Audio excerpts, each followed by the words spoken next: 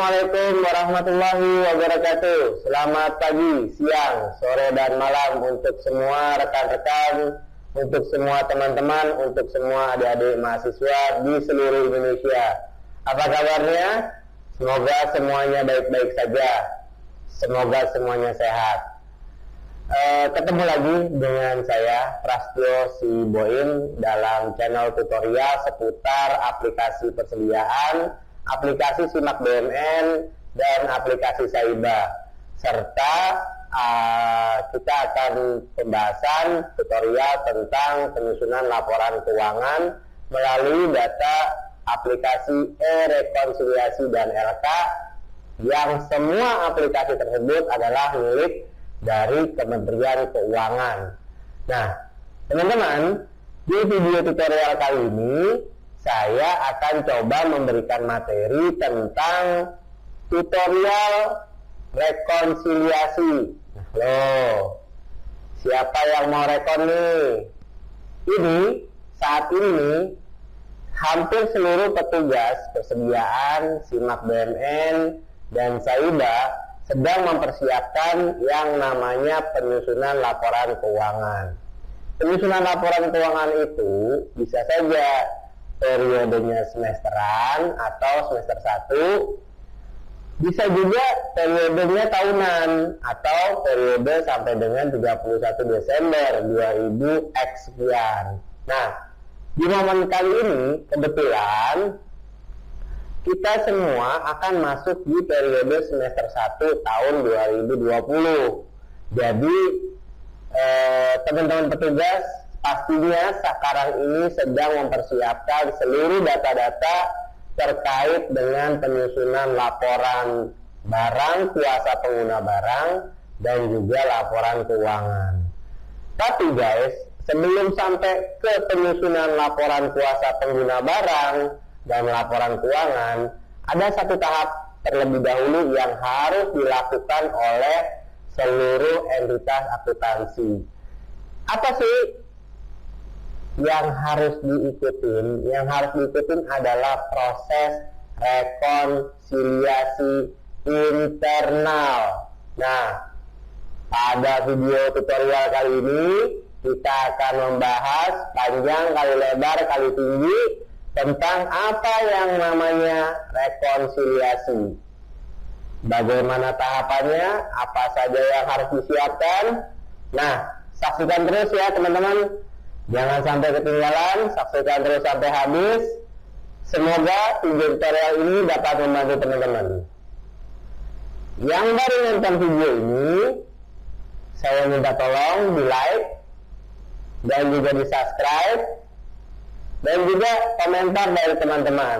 Jangan lupa juga teman-teman, kalau sudah di like, di subscribe, minta tolong kalau memang video ini bermanfaat, tolong di share ke teman-teman yang lain supaya mereka juga bisa merasakan tutorial ini, supaya tutorial ini bisa digunakan pada saat nanti teman-teman yang lain juga menyusun laporan kuasa pengguna barang dan laporan keuangan entitas akuntansi.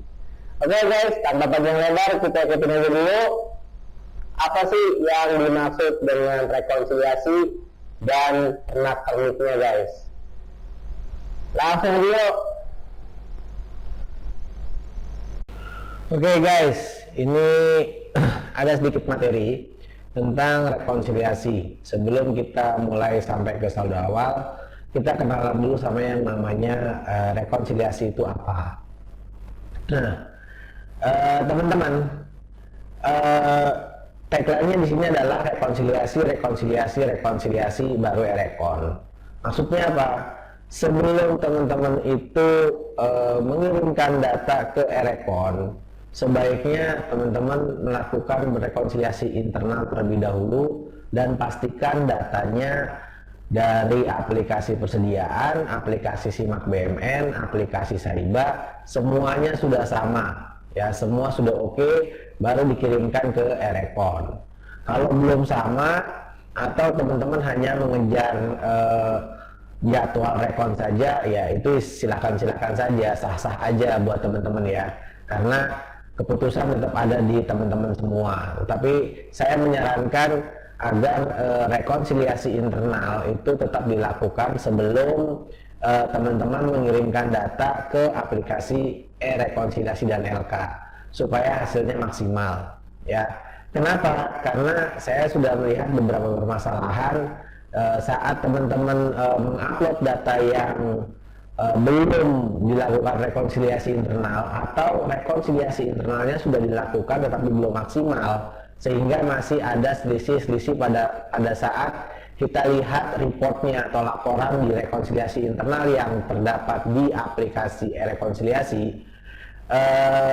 Sama saja menurut saya teman-teman buang-buang waktu, banyak buang waktu. Kenapa? Karena pada saat teman-teman mengirimkan data tersebut, teman-teman membutuhkan waktu sekitar 3-6 jam untuk melihat hasilnya, apakah data yang teman-teman kirimkan itu sudah sesuai. Nah, di video ini atau nanti saya berikan di video-video selanjutnya, saya berikan tips and triknya bagaimana caranya supaya kalau rekonsiliasi internal sudah dilakukan dengan baik, datanya sudah sama, supaya datanya pada saat dikirimkan ke aplikasi rekonsiliasi itu juga sesuai dengan data yang ada di aplikasi persediaan Simak BMN dan Saiba. Caranya seperti apa? Nah, ikuti terus video-video ini sampai tuntas supaya teman-teman nggak gagal paham. Oke, balik lagi teman-teman ya ke pengertian tentang rekonsiliasi. Apa itu rekonsiliasi? Rekonsiliasi adalah proses mencocokkan data transaksi keuangan yang diproses oleh berbagai sistem atau subsistem dengan yang berbeda dengan berdasarkan pada dokumen sumber yang sama. Nah, jadi teman-teman, dari pengertian ini pun kita sudah paham bahwa walaupun dokumen sumbernya itu sama, ya. Misalkan teman-teman sama-sama menggunakan SPM, SP2D, dokumen kontrak, dokumen invoice, dokumen nota, semua dokumennya sama, ya. Walaupun diolah dengan aplikasi yang berbeda-beda, yaitu ada aplikasi persediaan, aplikasi Simak BMN, dan aplikasi Saiba, harusnya hasilnya pun sama, ya. Jadi itu adalah rekonsiliasi. Rekonsiliasi itu adalah mencocokkan data transaksi keuangan. Oke, kita lanjut lagi ya teman-teman ya. Dilakukan oleh siapa? Dilakukan oleh petugas persediaan, petugas Simak BMN, dan petugas Saiba. Ya. Lalu kapan dilakukan? Nah, sebaiknya rekonsiliasi dilakukan setiap bulan teman-teman, sebelum teman-teman itu melaporkan ke aplikasi e-rekonsiliasi dan LK, sehingga teman-teman bisa mendapatkan bank rekon, ya. Di mana rekonsiliasi dilakukan? Nah, pertanyaan ini ada beberapa pertanyaan yang masuk ke saya. Di mana sebaiknya kita melakukan rekonsiliasi? Nah, saya selalu jawab begini teman-teman ya. Rekonsiliasi itu bisa dilakukan di mana saja, bisa di kantor, bisa di rumah, bisa di tempat nongkrong, bisa di warung kopi, bisa di mana aja rekonsiliasi dilakukan. Apalagi dengan kondisi yang kita saat ini sedang pandemi, teman-teman bisa saja melakukan rekonsiliasi secara online dengan menggunakan piranti atau perangkat lunak atau software bantuan secara online, yaitu yang biasa dipakai bisa menggunakan Zoom atau bisa menggunakan Google Room, ya, Google Chat Room, atau teman-teman juga bisa menggunakan Cisco atau WA video call. Itu bisa saja dilakukan ya teman-teman ya. Intinya apa? Intinya kita ke tujuannya. Kenapa harus dilakukan rekonsiliasi? Kenapa harus dilakukan rekonsiliasi? Supaya datanya itu cocok tadi ya. Dimanapun, kapanpun kita melakukan rekonsiliasi, it's okay, boleh-boleh aja kapanpun, ya, setiap bulan, mau setiap 2 minggu sekali, it's okay, boleh-boleh aja, minimal setiap bulan. Tempatnya di mana saja boleh.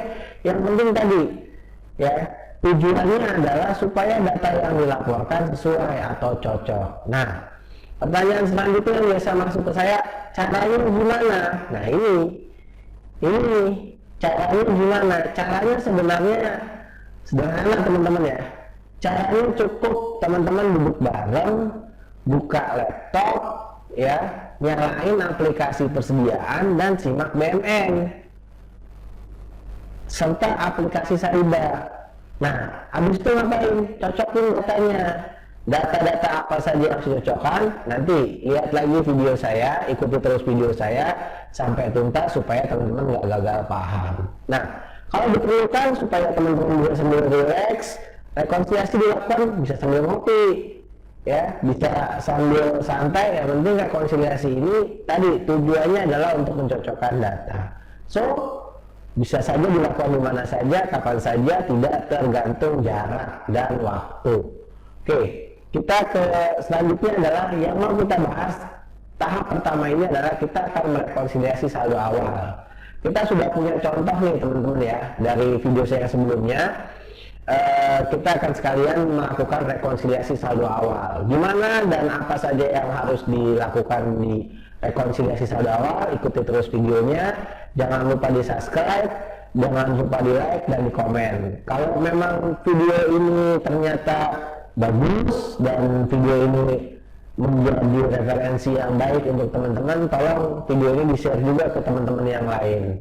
Kita lanjut ke saldo awal. Oke ya guys, ini contohnya ya.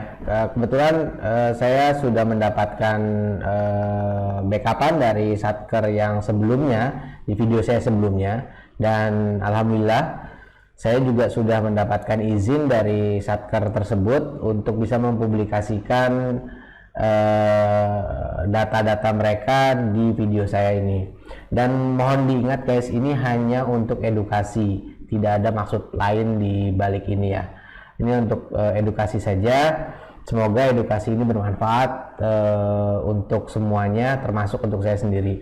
Nah, untuk yang saldo awal ini guys ya, di aplikasi persediaan kita akan ke menu ini guys ya. Ada menu laporan di sini. Oh ya guys, lupa saya guys. Pastikan teman-teman semua sudah menggunakan aplikasi persediaan, simak BMN dan Saiba 20.0 ya. 20.0 tolong ya, pastikan dulu. Kalau teman-teman mau lihat cara menginstalnya atau ada yang lupa belum diupdate, lihat video-video saya sebelumnya. Di video saya sebelumnya saya sudah menjelaskan beberapa video bagaimana caranya teman-teman mau install ulang bagaimana, kalau mau update saja seperti apa, kalau mau install cepat yang laptop atau PC-nya masih kosong seperti apa, sudah saya berikan tutorialnya di video-video sebelumnya. Oke. Nah, lanjut lagi nih ya ke laptop. Di aplikasi persediaan, kalau kita sudah pakai aplikasi 20 ya, 20.0, teman-teman ke menu laporan nanti teman-teman ke laporan posisi persediaan di neraca ya. Ini tinggal di keyboardnya teman-teman ya, di input atau diketik tanggalnya 01/01/2020. Oke. 2020 kita tinggal cetak aja teman-teman. Nah, cetak. Nah, di sini sudah muncul crystal reportnya dari aplikasi persediaan. Totalnya nilai persediaan berapa ada ya. Di sini ada totalnya nih teman-teman. Oke. Selain total, ada juga uraian per akun ya. Saldonya berapa per tanggal 1 Januari. Nah, ini yang akan kita rekonkan ya.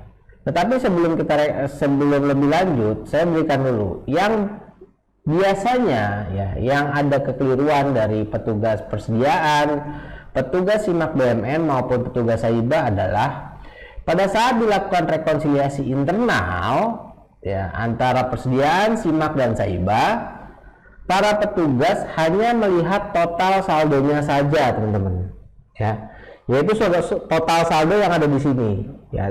Dalam contoh ini total saldonya adalah 20.843.563.565 ya, disamakan dengan posisi di aplikasi simak BMN ya. Di simak BMN juga sama, ini menunya di menu laporan Terus kita ke laporan posisi BUMN di neraca per tanggalnya kita input masuk 01/01/2020.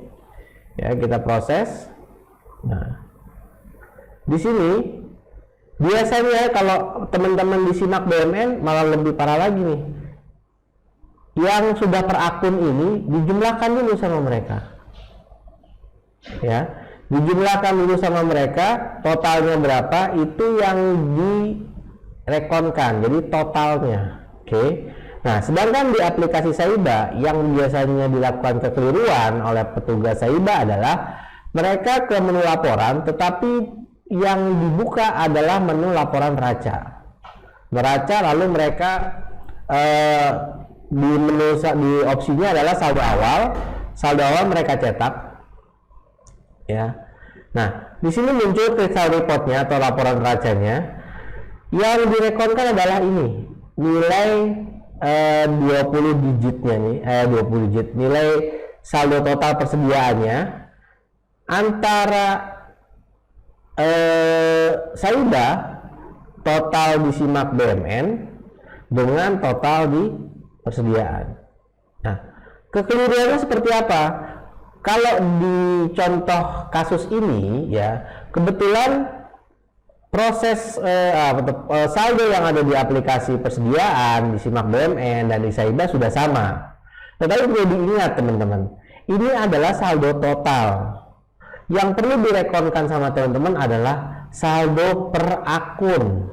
Ya, jadi misalkan di sini ada 117.111 barang konsumsi, saldonya 0. Kita lihat di aplikasi simak BUMN, barang konsumsi berapa dia? Oh, sama 0. Nah, ini kita rekonkan per akun sampai selesai. Dan jumlahnya pun saldonya harus sampai tuntas. Jangan hanya depan atau belakangnya saja. Ya. Nah, di aplikasi Saiba, teman-teman seharusnya bukan ke laporan neraca, tetapi ke laporan neraca percobaan yang basisnya adalah akrual.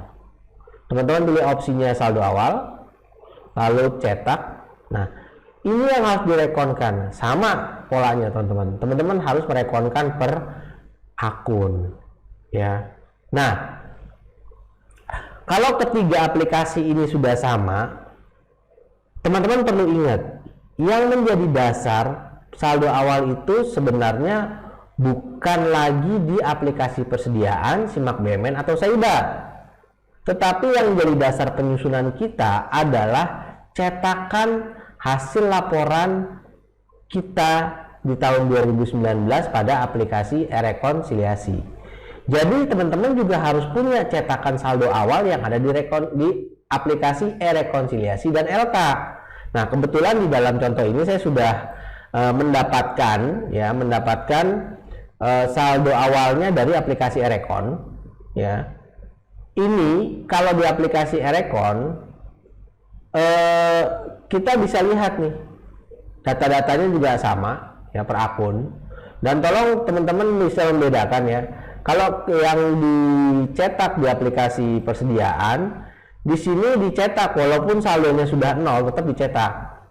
Di simak BUMN juga sama ya, walaupun saldonya sudah 0 tapi tetap dicetak. Di aplikasi Saiba sudah tidak. Ya, di aplikasi Saiba di neraca percobaan yang dicetak sebagai crystal reportnya dia, laporan neraca percobaan, hanya yang memiliki saldo. Jadi kalau yang saldonya 0 tidak akan dimunculkan di sini, tidak akan ditampilkan, tidak akan disajikan. Sama juga yang di e-rekon. Jadi bukan berarti kalau di aplikasi persediaan 0, di aplikasi simak BUMN-nya sudah 0, di Saiba-nya nggak ada, wah ini salah nih. Bukan seperti itu ya teman-teman ya. Kita lihat aja saldonya yang akun yang ada di Saiba, di persediaan ada atau tidak, disimak ada atau tidak, nilainya sama atau tidak, dan juga dibandingkan dengan yang cetakan dari e-rekonsiliasi. Nah, itu adalah cara yang menurut saya sempurna pada saat kita mau melakukan rekonsiliasi di saldo awal. Ya. Perlu teman-teman ketahui juga bahwa saldo awal per 1 Januari itu merupakan saldo per 31 Desember tahun sebelumnya, atau kalau dalam kasus ini kan karena kita mau merekon di semester 1 tahun 2020, saldo awal 1 Januarinya tahun 2020 merupakan saldo audited tahun 2019. Ya, kemungkinannya sangat kecil. Ya, ada pertanyaan ke saya seperti ini, Pak, mungkin nggak sih nilai 1 Januari dengan 31 Desember itu nilainya bergeser? Kalau realistis mungkin, ya mungkin saja itu terjadi walaupun kemungkinannya kecil. Kenapa saya katakan kemungkinannya kecil? Karena peralihan dari 31 Desember ke tanggal 1 itu waktunya waktu yang sempit.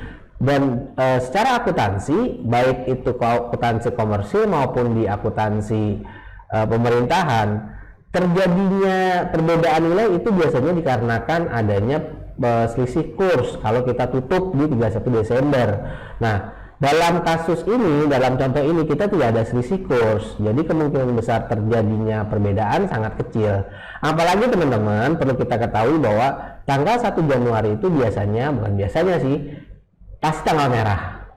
Kalau tanggal merah, kemungkinan teman-teman masuk kantor nggak ada, libur semuanya, ya. Apalagi di tahun 2020 ini hampir semua di wilayah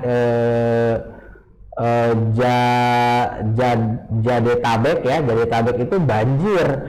Jadi kemungkinan yang satkernya ada di lingkup Jakarta, Jakarta, Depok, Tangerang, Bekasi, tidak ada yang melakukan perubahan data per 1 Januari.